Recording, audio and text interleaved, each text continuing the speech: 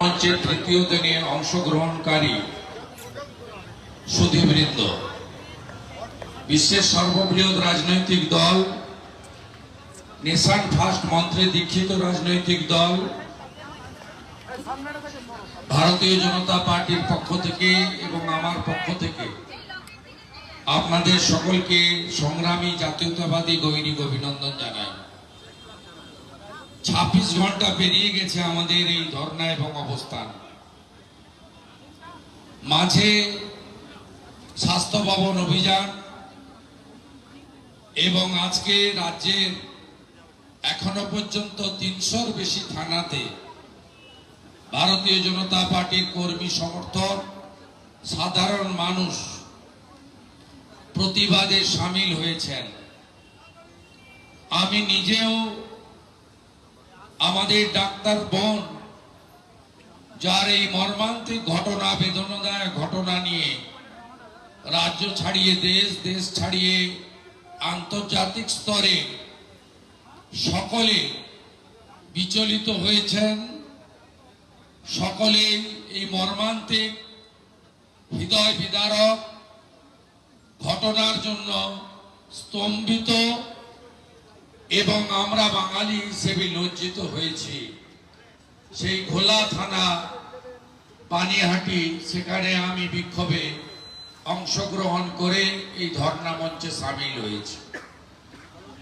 মাননীয় রাজ্য সভাপতির নির্ধারিত কার্যক্রম অনুযায়ী আজকে মহিলা মোর্চার দিদি বোনেরা এই ধর্ণা মঞ্চ পরিচালিত করছেন এবং সভানেত্রী ফাল্গুনী বোনের নেতৃত্বে আমাদের মহিলা মোর্চার রাজ্য কমিটি এবং উত্তর কলকাতা কমিটির সমস্ত পদাধিকারীরা তারা এই ধর্ণা কর্মসূচিতে উপবিষ্ট আছেন। আমি তাই আমার মা দিদি বোনেদের উদ্দেশ্যে অন্তর থেকে শ্রদ্ধা এবং প্রণাম জানাই। লকেট দি, দেবশ্রী দি, অগ্নিমিত্রা দি, অর্চনা দি, মধুছন্দা দি এবং পুরো মহিলারা না জাগিলে ললনায় বিশ্ব জাগে না, তাদের প্রত্যেককে আমি অন্তর থেকে শ্রদ্ধা এবং প্রণাম জানাই।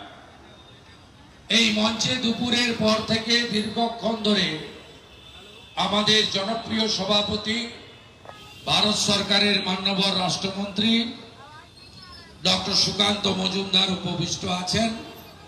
তাকে আমি যথাযথ সম্মান জানাই।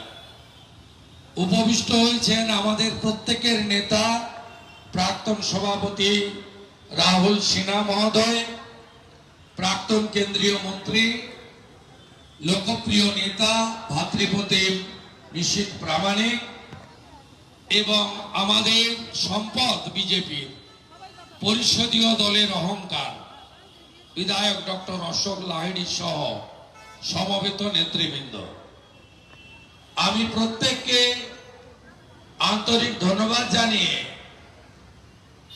আমি ধর্নার প্রথম দিন বলার সুযোগ নিয়েছিলাম এবং বিস্তারিতভাবে আমরা বিজেপি রাজ্যের প্রধান এবং একমাত্র বিশ্বাসযোগ্য বিরোধী দল হিসেবে আমরা আমাদের প্রথম দিন থেকে রাজনীতির স্বার্থে উঠে ভোট ব্যাংকের পলিটিক্স ভুলে গিয়ে সমস্ত সীমাবদ্ধতা সংকীর্ণতাকে দূরে ঠেলে রেখে আমরা কিভাবে এই লড়াইতে ছিলাম, আছি, ভবিষ্যতেও থাকব সে বিষয়ে আলোকপাত করেছি।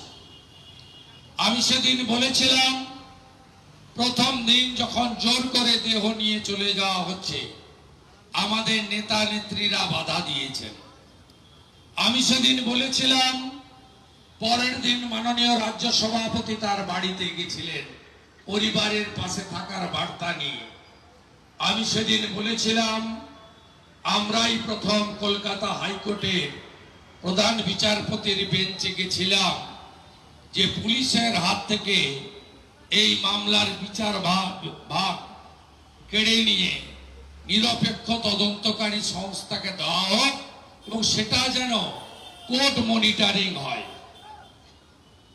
এবং আমরা অত্যন্ত কৃতজ্ঞ খুশি যে সামগ্রিকভাবে এই রাজ্যের জনগণ এবং ভারতীয় জনতা পার্টির প্রত্যেকটি কার্যকর্তা দলের প্রত্যেকটি ঘোষিত কর্মসূচিতে নেমে তারা আন্দোলনকে সফল করার জন্য প্রয়াস নিয়েছেন। আপনারা জানেন ইতিমধ্যে প্রত্যেক দিনই নতুন নতুন কিছু কিছু বিষয় আমাদের সামনে আসছে এবং আমরা আশাবাদী যে ফাইনাল কনক্লুশনে তদন্তকারী সংস্থা বা ভারতবর্ষের সর্বোচ্চ মহান আদালত সুপ্রিম কোর্ট যারা সমোটো কগনিজেন্স নিয়েছেন তারাও এই বিষয়ে দৃষ্টান্তমূলক কঠিন কঠোর পদক্ষেপ নেবে। শুধুমাত্র আর একটি আরজিকর যাতে না হয় সেটা আটকানো নয়, গত 9 তারিখের ঘটনাকে আড়াল করার কাজে যুক্ত থাকা ব্যক্তিবর্গ এবং 14 তারিখের রাত্রে প্রমাণ লুটপাট করে আমাদের যে জুনিয়র ডাক্তার, রেসিডেন্সিয়াল ডক্টর এবং ডাক্তারি ছাত্র ছাত্রীদের যুক্তিগ্রাহ্য আন্দোলনের উপরে বর্বরচিত পৈশাচিক রাজ্য সরকারের সংগঠিত হামলা, তারও দোষীদের এবং গুন্ডাদের প্রেরণকারী সমস্ত নেতা নেত্রী মুখ্যমন্ত্রীকে সামনে আনবেন এ বিশ্বাস আমাদের আছে। আমরা প্রথম দিন দেখেছিলাম পিতৃদেবের, আমাদের বোনের পিতৃদেবের অসহায় অবস্থার কথা তিনি আমাদের বলছিলেন ফোনে। পরে দেখেছিলাম একটি ইলেকট্রনিক্স মিডিয়াতে তৃণমূল কাউন্সিলর মিঠু মজুমদার তিনি কিভাবে মুখ্যমন্ত্রী এবং রাজ্য সরকারের প্রশংসা করে উনার পিতৃদেব এবং মাতৃদেবীকে দিয়ে বলাচ্ছিলেন। আমরা অত্যন্ত খুশি যে উনার পরিবার মামলার অন্তিম ক্ষণে কলকাতা হাইকোর্টে পুলিশের উপরে আস্থা না রেখে সিবিআই বা নিরপেক্ষ তদন্তকারী সংস্থার হাতে মামলা দেওয়ার আবেদনে যুক্ত হয়েছিলেন। আমরা আজকে আরো খুশি, ওনার পরিবার আজকে বলেছে গোটা রাজ্যে যারা আন্দোলন করছেন তারা প্রত্যেকেই উনার ছেলে বা মেয়ে। এই কথা আজকে তার পরিবারের পক্ষ থেকে বলা হয়েছে। তার পরিবারের পক্ষ থেকে বলা হয়েছে যে ডাক্তারি পড়ুয়া, রেসিডেন্সিয়াল ডক্টর, জুনিয়র ডাক্তার, চিকিৎসক